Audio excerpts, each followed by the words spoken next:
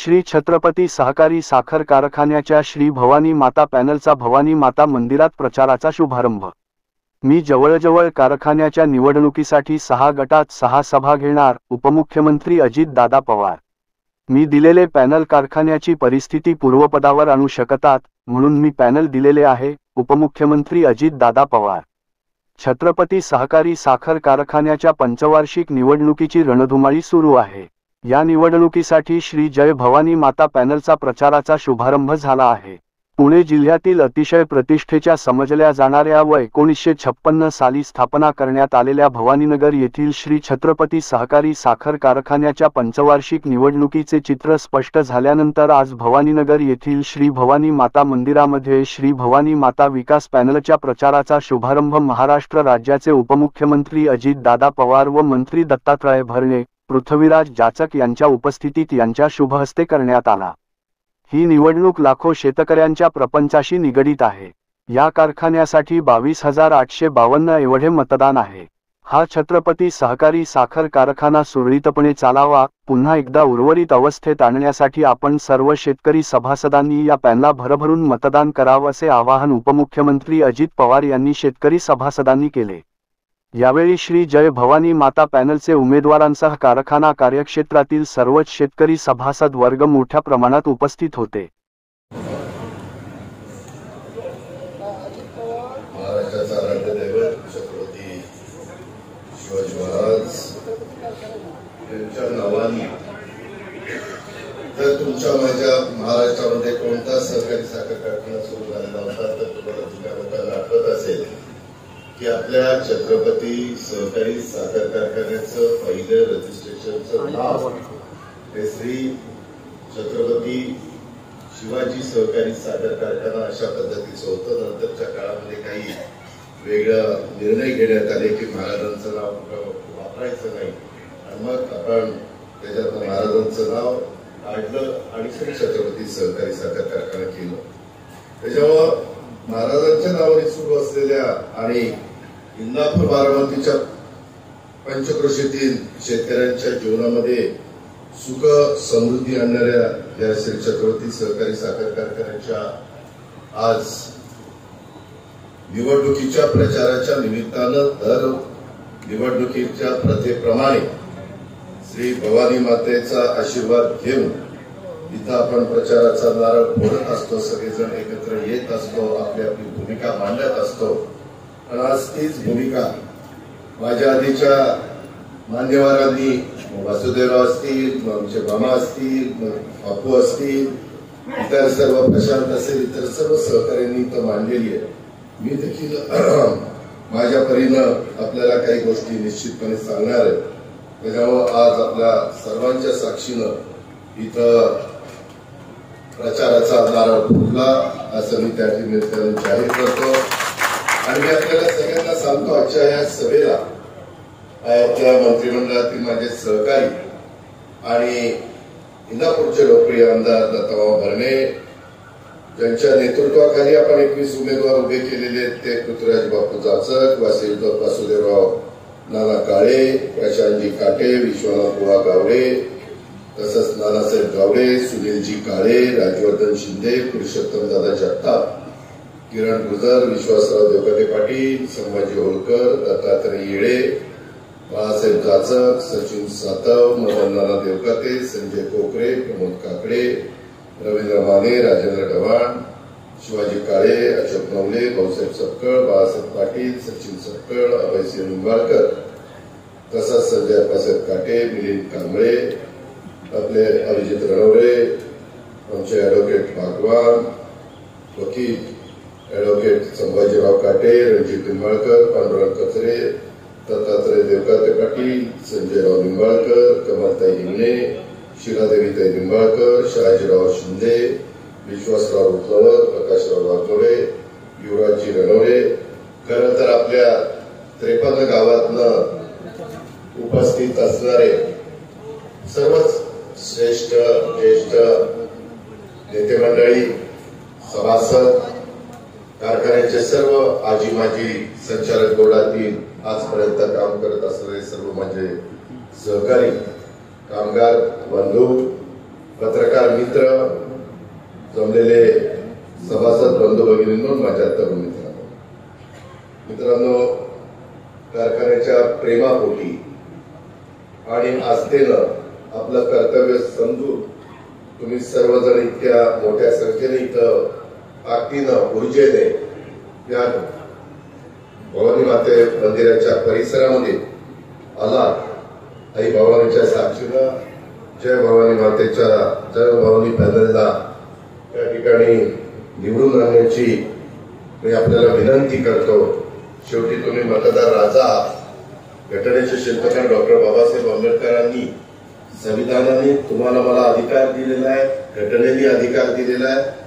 शेवटी कुणी उभा असलं तर उमेदवारांच्या वतीनं विनंती करणं, मी आज श्री जय भवानी मातेचे पॅनलचे सर्व सन्माननीय 21 उमेदवार यांच्या वतीनं, व्यक्तिशः माझ्या वतीनं, आमच्या दत्तामामांच्या वतीनं, सर्वांच्या वतीनं मी आपल्याला विनंती करेन की या निवडणुकीच्या निमित्तानं काही राजकीय भूमिका असेल, काही वैचारिक मतभेद असतील, परंतु आपण नेहमी म्हणतो स्वर्गीय यशवंतराव चव्हाण साहेबांनी, नंतर वसंतदादांनी, नंतर आदरणीय पवार साहेबांनी, वसंतराव नाईकांनी, नंतर विलासराव देशमुख असतील, आतापर्यंतचे देवेंद्रजी असतील, बाकीचे सगळे एकनाथराव असतील, सगळ्यांनी आपापल्या परीनं आपापल्या कारकिर्दीमध्ये तुमच्या माझ्या महाराष्ट्राला सहकारी चळवळ अतिशय मजबूत करण्याचं काम केलं।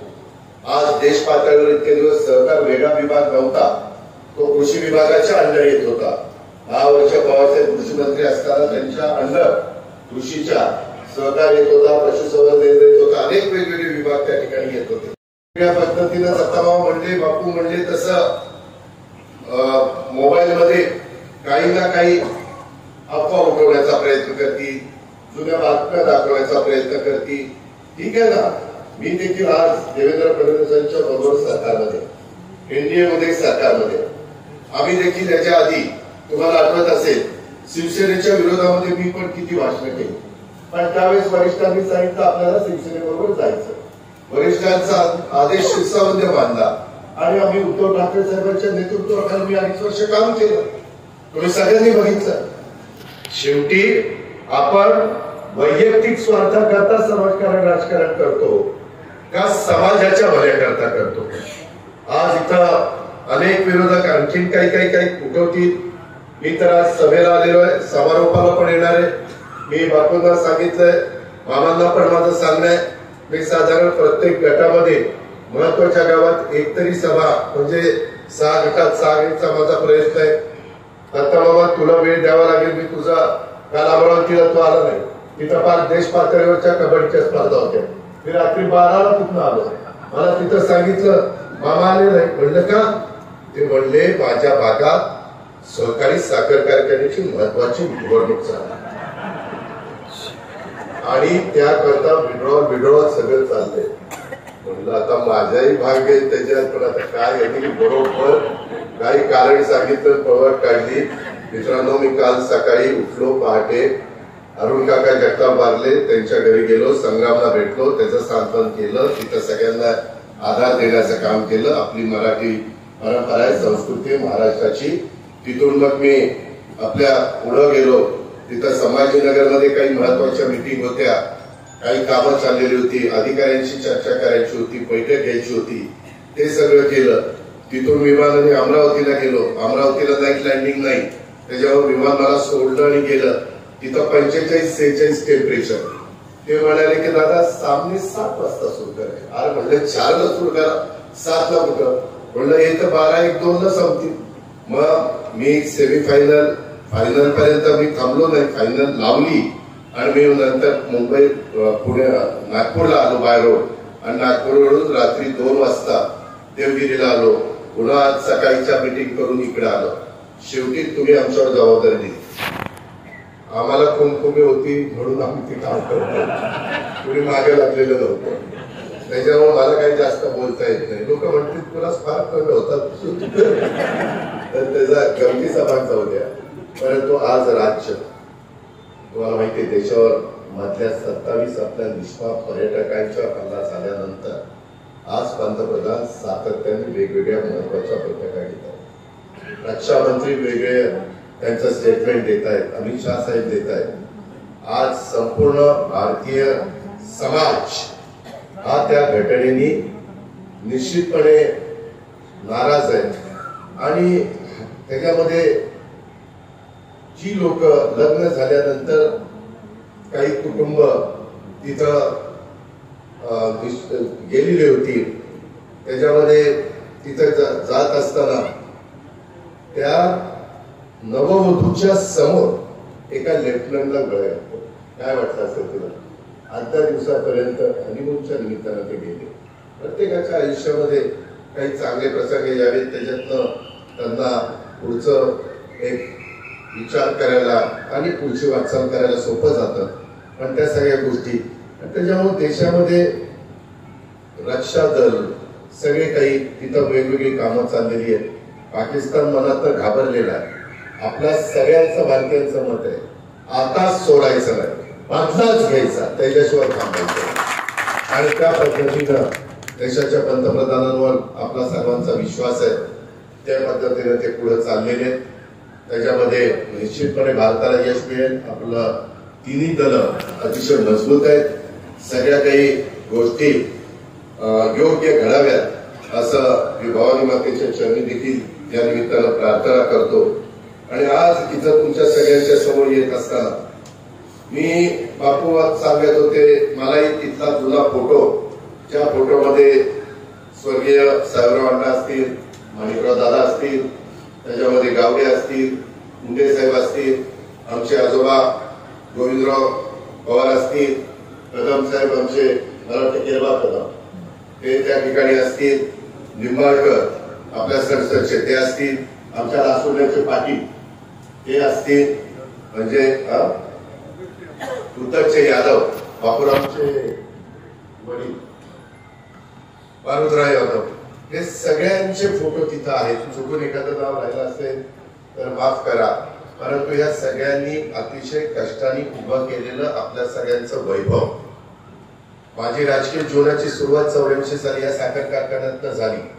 ठीक आहे, त्यावेळेस आपण वेगवेगळी पॅनल केली, परंतु नंतरच्या काळामध्ये देखील आपण शिवाजीराव भिकुलाल लिंबाळकर, मारुतराव धोंडीबा चोपडे साहेब, आपले घोलप साहेब, आपण सगळेजण नंतरच्या काळामध्ये एकत्र आलो. त्याच्यामध्ये वेगवेगळ्या पद्धतीनं चढ उतार आले. हेतू काय होता? पूर्वीच्या माझ्या 16 गावातल्या, आताच्या माझ्या 53 गावातल्या सभासदांना चांगला भाव मिळावा. जे खरोखरीच त्यांच्या घरामध्ये एखादा कामगार तिथं कामाला लागणं, माझ्या शेतकऱ्याचा मुलगा किंवा त्यांच्या घरातलं कुठला एक कुटुंबातला घटक, या पद्धतीनं त्यालाही त्याच्यातनं 2 पैसे मिळावे, इथं आर्थिक सुबत्ता मांडावी, म्हणून सगळ्यांनी आपापल्या परीने प्रयत्न केले. त्या प्रयत्नाला बऱ्याच अंशी यश आलं. त्यावेळेसची निवडणूक 10 वर्षांनी होती. ही 10 वर्षांनी होत असताना अनेक चढ उतार आपण सगळ्यांनी बघितले. मित्रांनो, मी भवानी मातेच्या मंदिरामध्ये सांगतो, मी आधी ठरवलेलं होतं की मी यावेळेस जाहीर करायचं, मी निवडणुकीत पडणारच नव्हतो, भागच घेणार नव्हतो. पडणार नव्हतो शब्द मागे घेतो, भाग घेणार नव्हतो.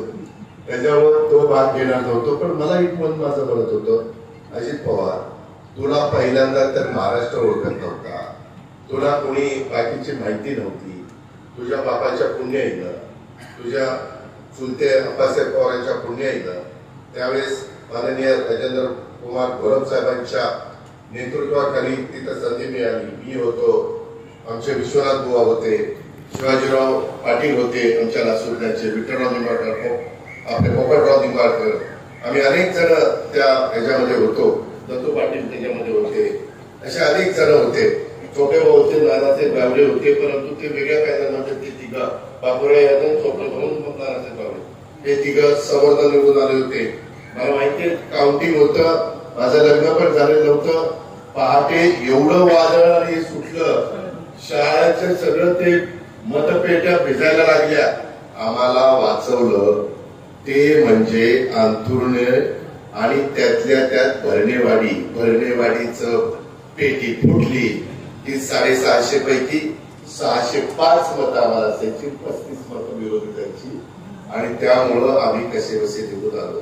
तुम्हाला मी आज सांगतो, त्यावेळेस तुमच्या समोर बोलत असताना अजित पवार, जे बारामतीकरता लाखोंच्या मतांनी निवडून देतात, ज्या माझ्या बारामती लोकसभा मतदारसंघात इंदापूर, बारामती, दौंड, पुरंदर, हवेली, पिंपरी चिंचवड या सगळ्या भागांनी मला 3.5 लाख मतांनी निवडून दिलं.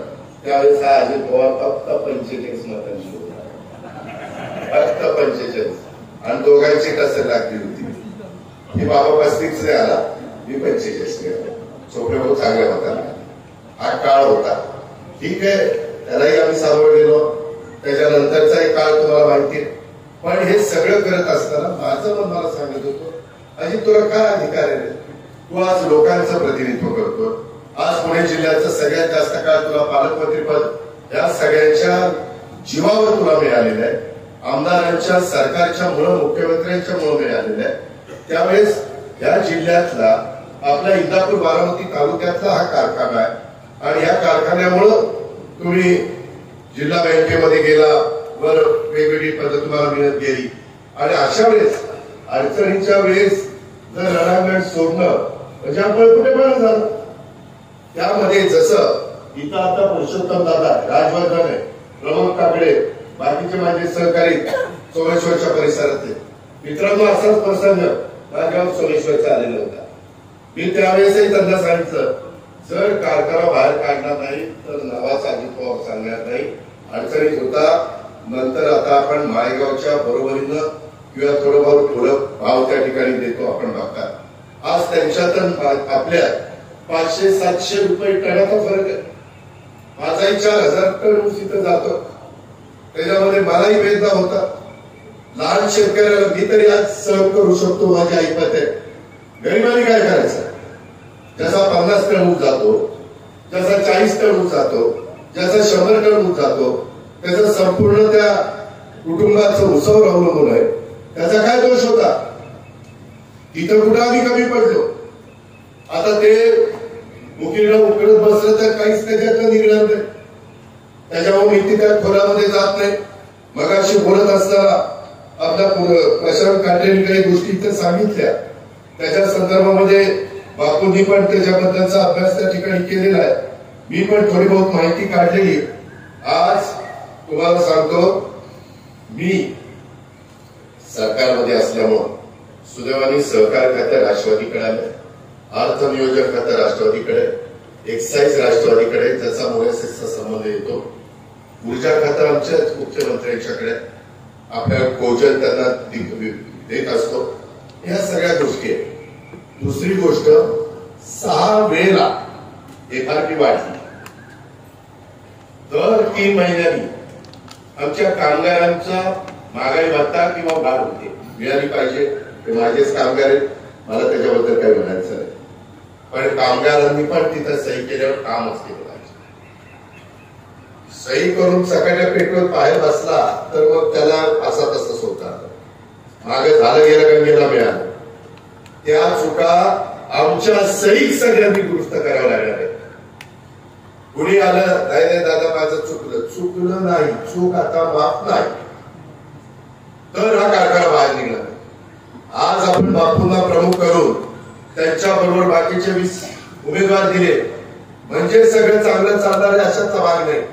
इथं बसणाऱ्या सर्वांनी आपला कार्यक्षेत्रातला ऊस इथं गाळला पाहिजे. नाहीतर इथं 2 एकर पाठवायचा, बाकीचा माळेगावला, कुठे अॅग्रोला, कुठे शेळीला, हे असलं नाही चालत. यामध्ये जर पुढच्या आपल्या पिढीचं कल्याण करायचं असेल आणि हे पॅनल जे दिलंय, या पॅनल निश्चितपणे पूर्ववत परिस्थिती निर्माण करू शकतं का? तर त्या पॅनलच्या पाठीशी या राज्याचा कोणतरी उपमुख्यमंत्री उभा आहे. या राज्याच्या मंत्रिमंडळामध्ये माझं, देवेंद्रजींचं, एकनाथ आमचं सगळ्यांचं व्यवस्थित जमतं. हे मध्ये पेपरला बातम्या चालल्यात, असं झालंय तसं झालंय. ते काही लोकांना काही ना काही असं बोलल्याशिवाय बरं वाटत नाही. त्यांना लागला. आम्हाला कळतंय की आपल्या महाराष्ट्राचं बरं झालं पाहिजे. आम्हाला कळतंय एनडीए सरकारचा जास्तीत जास्त निधी आपल्या महाराष्ट्राला मिळाला पाहिजे. आम्हाला कळतंय 6-7 वेळेला एफआरपी वाढली, पण एमएसपी वाढली नाही. एमएसपी एकदाच 3100 रुपये झाले. आज एमएसपी 40 रुपये व्हायची गरज आहे. तर कारखाने टिकणार आहे.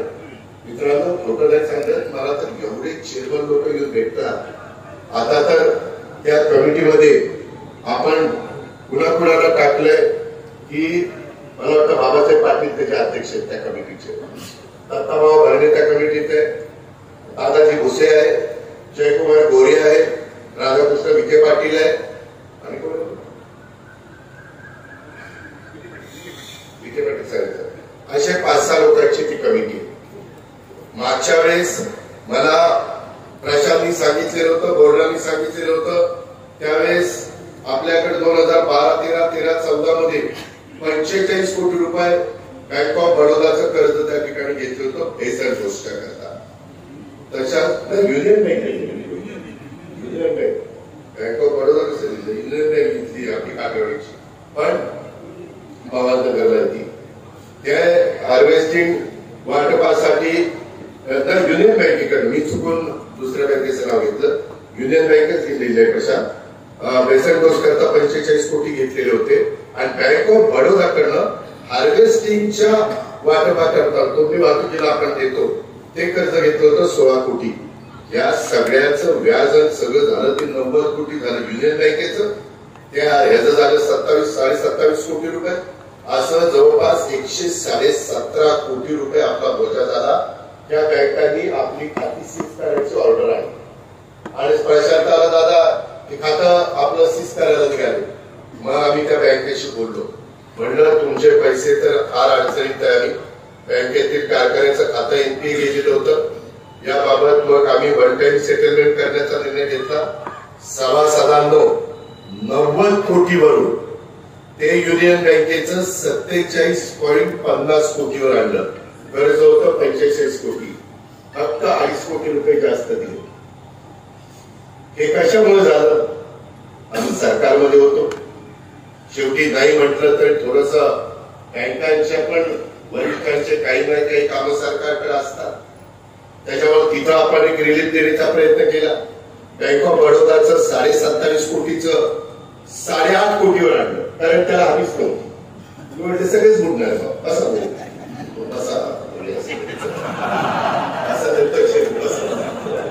तर मग त्यांनी ते 8.55 कोटी अशा पद्धतीनं आपण 61 कोटी 63 लाख रुपये बँकेचे कारखान्याचे वाचवले आणि बुलढाणा अर्बन कोऑपरेटिव्ह बँकेकडनं कर्ज घेऊन हे सगळं वन टाइम सेटलमेंट एनसीडीसीचं कर्ज घेऊन ते केलं. आजच्या घडीला आपल्या कारखान्यावर 173 कोटीचा बोजा आहे. हंगाम चालू करण्याच्या करता आपल्याला ताबडतोब 46 कोटी रुपये पाहिजे. त्याच्याकरता उद्याच्याला निवडून आल्यानंतर ऐच्छिक ठेव आपल्याला गोळा करावी लागेल. त्याला व्याज देऊ, रिझनेबल व्याज देऊ, ते कुठेही अडचणीत येणार नाही. हा शब्द भवानी मातेच्या साक्षीने तुम्हाला सगळ्यांना त्या ठिकाणी देतो. पण हे होत असताना आपल्याला रिपेरिंगचा खर्च, पगाराचा खर्च, वाहतुकीच्या करता शाळा देखील आपली अतिशय अडचणीत आहे. शाळा म्हणजे छत्रपती शिक्षण संस्था, बऱ्याच ब्रँचेस आहेत, बऱ्याच ठिकाणी. म्हणजे काही आठवत असेल, माधवराव घोरपडेंनी दिलेल्या जागेमध्ये आपण वास्तू बांधली, त्याच्यातला काही खर्च मी केला. सिद्धेश्वर निंबोडीला मी सगळा खर्च केला, ती वास्तू बांधली. त्याच्यामध्ये शिंदेवाडीला आपण खर्च केला, ती वास्तू बांधली. त्याच्यामध्ये सोनगावला सगळा खर्च केला, ती वास्तू बांधली. त्याच्यामध्ये अर्जुनराव देसाईला वेलवाडीला खर्च करायला लावला, वास्तू बांधली. आता डोंडवाडीची मंडळी इथं बसले, पवार साहेबांनी परवा सांगितलं की ती शाळा मी बांधून देतो. डोंडवाडीची दयनीय अवस्था शाळेची झालेली. तशाच पद्धतीने इकडे जाऊन बघा, एवढं मोठं वैभव आपल्या बाप दादांनी उभं केलेलं आज सगळं अडचणीत आलेलं आहे. इतकी दुरावस्था झालेली आहे. मी तुम्हाला सांगतो, समोरच्यांचा मी कुठंतरी त्यांना बदनाम करतो असं समजू नका. समोरच्या पॅनलमध्ये फक्त मला वाटतं 21 पैकी 14 लोक आहेत. अधिकार आहे त्यांना उभारायचा, परंतु त्यांची पार्श्वभूमी पण बघा. त्याच्या खोलात जाऊन कुणाला मी टीका टिप्पणी करू इच्छित नाही. त्यांच्यापैकी कोणतरी या कारखान्याला काय मदत करू शकतो? आम्ही सरकारमध्ये आहे, माझे आणि अमित शहाचे चांगले संबंध आहेत, वासुदेवराव आहेत की नाही? त्याच्यामुळं मी अमित शहा साहेबांच्याकडे जाऊ शकतो. अमित शहा साहेबांना की आमचा अडचणीत बाहेर काढायचा आहे, तिथं आम्हाला मदत एनसीडीसीची मी प्रस्ताव पाठवी. देवेंद्रजींना, बाबासाहेब पाटलांना, एकनाथरावांना, दत्तामामा, आम्ही सगळेजण तिथं प्रयत्न करू, त्याच्यातून आपण मदत घेऊ. कारण शेवटी सगळी सोंग करता येतात, पैशाचं सोंग करता येतं, अख्ख्या महाराष्ट्रात फिरत असताना मी सांगतो. आणि काही जर म्हणाल की दादा तुमच्याच नेतृत्वाखालचा पैदा होतं, माझ्याकडनं चुकलं, मी रोजचे रोज बघू शकत नव्हतो कारण माझा व्याप वाढला. आता माझ्यावर पक्षाच्याही अध्यक्षपदाची जबाबदारी, माझ्यावर राज्याच्या उपमुख्यमंत्री पदाची जबाबदारी, पालकमंत्री पदाची जबाबदारी, त्याच्यात आणखी आमच्या मुख्यमंत्र्यांनी बीडचं पालकमंत्री पद दिलंय, तिथं सगळं सरळ करायचंय म्हणजे काय. आता हे सगळं करत असताना या सगळ्या गोष्टीतनं आम्ही पुढे जातोय. मी तुम्हाला सांगतो, आज तुमच्यामुळं आज माझी महाराष्ट्राला ओळख आहे. मी कुणाला तरी CSR मधनं तुम्हाला 10 कोटी रुपये पण या शाळेला देऊ शकतो की नाही? माझी भवानी मातेच्या साक्षीने सांगतो, माझा तर प्रयत्न हा आहे की उद्याच्या 5 वर्षात बापूंच्या नेतृत्वाखाली कारखाना चालत असताना माझ्या असणाऱ्या जे काही ओळखीचा उपयोग करून या छत्रपती शिक्षण संस्थेला माझं टार्गेट आहे 25 कोटी रुपये शिक्षण संस्थेला. तुमच्या सभासदाच्या भावातलं नाही, भाग विकास निधीतलं नाही. ते मी काय करायचं ते करतो, तुम्ही नका काळजी करू. तुम्ही फक्त 18 तारखेला गप्पबशी एवढं शिक्का मारायचं, बटन दाबायचं, शिक्का मारायचं काम करा अशी माझी विनंती. त्या संदर्भामध्ये आपण अफवा होती, तिकडे ह्याला गाळा, तिकडे त्याला गाळा, तिकडे त्याला मातीत घाला, तिकडे त्याला वर काढा, असल्या कंड्या पिकवणारे बरेच जण आहेत. त्यांना अजिबात महत्व देऊ नका. त्यांना मी इतर काळेंचं मनापासून कौतुक करीन, मनापासून अभिनंदन करीन सुनील काळेंचं की त्यांनी मनाचा मोठेपणा दाखवला, दिलदारपणा दाखवला आणि आपल्याला पाठिंबा त्या ठिकाणी दिला. आज उमेदवार निवडत असताना थोडीच तोड उमेदवार होते, खूप आमच्या तिघांची पंचायत होत होती, कुणाला घ्यावं कुणाला नाही. मी अभयसिंह विठ्ठलराव निंबाळकर, शहाजी बापूराव निंबाळकर, अशोक दिनकरराव देवकाते, सत्यजित भाऊसाहेब सपकाळ, अर्जुन पाटील, शशिकला शिवाजीराव, भागवान आशाबी सलबाई या 6 जणांचे फॉर्म राहिलेले आहेत. 2 माझ्या महिला आहेत, सत्यजित सपकाळ आमच्या ब वर्गातनं राहिलाय, आमच्या एनटी मधनं अशोकराव देवकातेंचा राहिला, अनेकांचे. पण त्यांनी आम्हाला सांगितलं शहाजीराव निंबाळकरांचा तेही आले, आमचा अभय पण आलेला आहे, अभयसिंह, आणि त्यांनी आपल्याला पाठिंबा दिलेला आहे. पण तो वेळेत न झाल्यामुळं त्यांचा नाव येणार आहे. गटामध्ये 2 नंबर गटात अभयसिंहचं, शिवाजीरावांचं नाव, शहाजीरावांचं नाव येणार आहे. आमच्या एनटी मध्ये अशोकराव देवकातेंचं नाव येणार आहे. पण त्यांनी सांगितलेलं आहे की आपल्या शेतकऱ्यांचं बरं होण्याच्या करता, कारखाना पूर्वपदावर आणण्याच्या करता, कारखाना माळेगाव सोमेश्वरच्या बरोबर एकेकाळी आपलं कुठलंही बाय प्रोडक्ट नसताना आपण भाव त्यांच्या बरोबर किंवा काकडवर थोडेसे जास्त देत होतो. कारण आपला बैलगाडीचा ऊस आहे, आपल्याला पुढे हार्वेस्टर करावे लागतील, जसा उल्लेख मांजरा सहकारी साखर कारखान्याच्या बाबतीत केला. त्याही बाबतीमध्ये आपण पावलं उचलू. त्याच्या संदर्भामध्ये ह्या सगळ्या गोष्टी करत असताना पाऊस आम्ही दोघेही सरकारमध्ये, त्याच्यामुळं तुमचा डाव्या कालव्यावर बरंच काही अवलंबून असतं. तो उन्हाळ्यात बंद होणार नाही ही काळजी आम्ही घेऊ. त्याच्यामुळे तुम्ही चांगल्या पद्धतीनं ऊसाचं पीक आणा. एआयचा वापर, त्याच्यामध्ये कृत्रिम बुद्धिमत्ता, त्याचा वापर आपल्याला करावा लागणार आहे.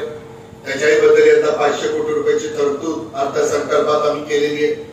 आपला ऊस, कापूस, सोयाबीन, मका, कांदा, धान अशा वेगवेगळ्या पिकांच्या करता आपण ती गोष्ट करतोय. ते प्रयोग यशस्वी झालेले. पाण्याची बचत होती, खताची बचत होती, त्याचाही विचार आपल्याला करावा लागेल. ऍग्रीकल्चर डिपार्टमेंट आपल्याला जास्त ऍक्टिव्ह करावं लागेल. त्याच्या संदर्भात तारीख वार ऊस आणावं लागेल. मधल्या काळामध्ये जरा गडबड होत होती, काहींचा खोडवा जायचा आणि अडचणी थांबायचा. ते का होत होतं त्याच्याही बद्दलची चर्चा करून ते होणार नाही त्याबद्दलची काळजी बापू आणि त्यांची सगळी टीम घेतील. जर कुठं काही कामावर आलं तर तुम्ही सांगा, बापूंना सांगा, मामाला सांगा, मला सांगा, डायरेक्टर जे होणार आहेत त्यांना सांगा.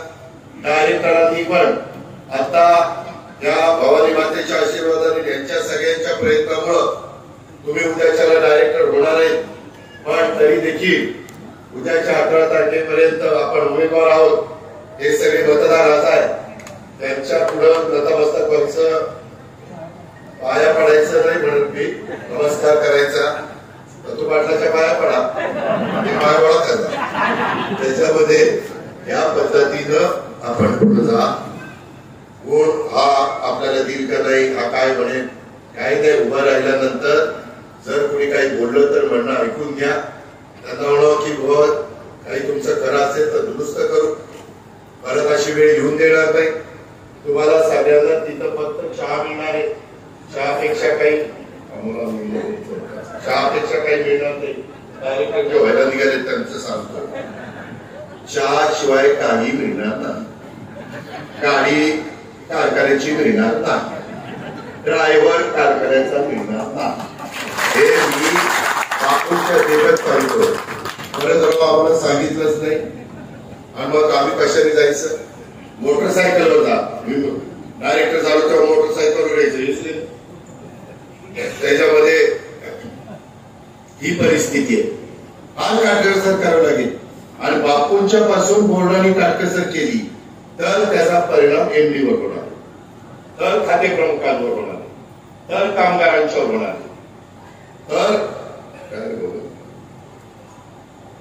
अरे करायचं तू निवडून आण त्याला मग बघतो. तो सांगतोय की कारखाना परिसरातील रस्ते, व्यापार, पेठ, लाईट हे सगळं करतो. पालकमंत्री आहे, माझ्या हातात 1400 कोटी आहे आणि माझ्या बरोबर वासुदेवराव काळे आहे. त्यांचं माझं जमलं की तुम्ही काळजीच करू नका. तर गमतीचा भाग जाऊ द्या. परंतु मामा आहे, मी आहे आणि त्या पद्धतीनं आम्ही करू. तुम्ही काही गोष्टी आमदार निधीतनं बसू, काही डीपीसी मधनं बसू, काही मला वेगळा फंड असतो त्याच्यातनं बसवतो, काही बजेटमध्ये बसवतो, असं वेगवेगळ्या काही. तुम्ही नका काळजी करू. तुम्ही फक्त 18 तारखेला करत बसू, तेवढी काळजी करता. नाही तसं नाही. तेव्हा का समोर मी तर माझ्या विरोधात कुणी उभं राहिलं तर समोरचा तुल्यबळ समजूनच आम्ही बारामतीकर प्रचार काय करत असतो. त्याच्यामुळं समोरचं पॅनल जरी 14 असले तर ते तुल्यबळ समजूनच आपण आपलं काम करायचं. अजिबात पुरवून जायचं नाही. ते बरोबर आहे, ते तर आहेतच. त्याच्यामुळं निश्चितपणे वेगळेच राजकारण आपण करतोय. पण मागचं काही कोणी दाखवलं तर माग आता आम्ही एकमेकांच्या विरोधामध्ये विधानसभेला, लोकसभेला लढलेलं. आता ते कशाला काढायचं? ते काढून कारखाना दुरुस्त होणार का? नाही होणार. कारखाना दुरुस्त होण्याच्या करता काय काय करावं लागेल? 2 पावलं मला मागे जावं लागलं तरी मी जाईल. कारण हे नीटपणे राखलेलं लागलं पाहिजे. ही मानसिकता सर्वांनी ठेवा. काही सहकार्यांना तुम्ही काकणभर आता उमेदवारी दिली त्याच्यापेक्षा श्रेष्ठ होता. जवळपास एकंदरीत 449 फॉर्म होते. त्याच्यातले आता फक्त 45 शिल्लक आहेत आणि त्याच्यातले आता मी सांगितलं या 6 पाठिंबा दिलेला आणि 21 आपले उमेदवार आहेत. काही बाबतीत आताच काही जण बसून अरे रोडले वाटलं कुणीच केलं नाही. अरे 6 नंबर गटात मराठा नाही. ही तुमच्या पुढे मराठाच आहे ना. 96 कोणी कोण आहे? काय वेळ आहे का? आणि स्वीकृतच्या जागा आहेत की नाही? तुम्ही जर कुणी माझ्या विचारांची गडबड केली आणि काही वेगळं राजकारण करायचा प्रयत्न करून या पॅनलला गालबोट लावण्याचा प्रयत्न केला ना, परत आपल्या दारात यायचं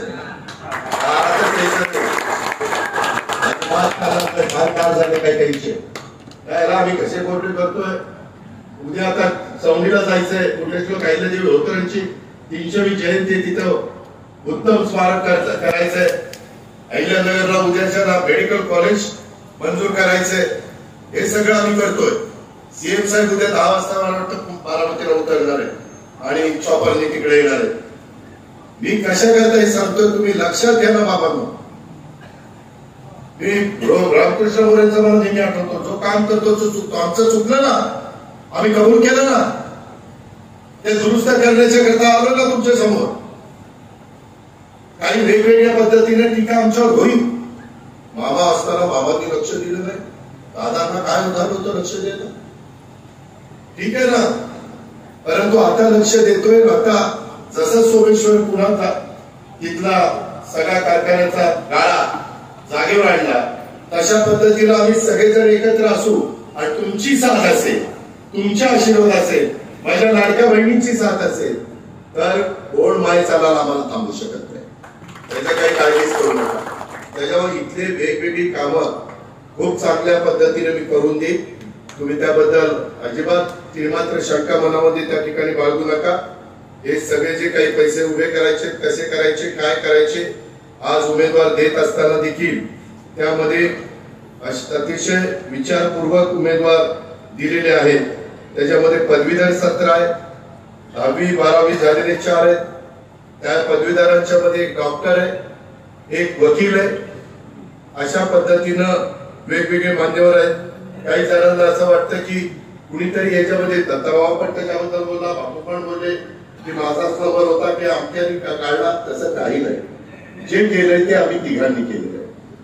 जो दोष असेल तो तिघांना द्या, योग्य असेल तिघांना क्रेडिट द्या.